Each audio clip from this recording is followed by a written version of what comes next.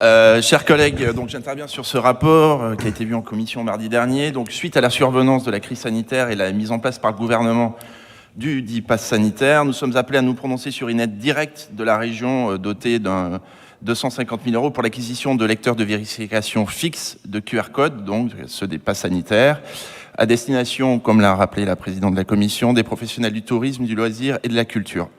Ainsi, le dispositif prévoit une subvention forfaitaire de 500 € pour un montant minimal d'investissement de la part de ces acteurs de 1 000 € hors taxe. Je souligne ces montants parce qu'ils sont importants pour comprendre la cohérence de ce dossier. Le dossier, comme les questions que nous avons posées au sein de la commission tourisme, n'ont pas levé nos doutes sur la pertinence du dispositif que je vais développer en quelques points. Il nous apparaît d'une part que la pratique du contrôle dans ces lieux se fait bien plus au moyen de téléphones portables qu'avec ces appareils dits fixes, et les réponses apportées en commission sur l'aspect pratique de ces lecteurs fixes n'ont pas répondu à ce défaut évident qui ressort de l'expérience.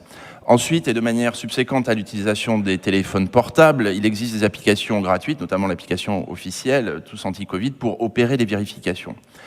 De même, vous soumettez la part d'aide régionale de 500 € à la condition que le montant du lecteur acheté par les professionnels soit d'un montant minimum de 1 000 € hors taxe. Or, il apparaît que les appareils fixes homologués sont nombreux dans des tarifs situés entre 600 et 800 € TTC, de telle manière que ce montant est à même d'exclure de nombreuses entités qui auraient souhaité bénéficier de cette aide et qui auraient pour seul tort de gérer au mieux leurs dépenses d'équipement en achetant en deçà du prix plancher que vous fixez.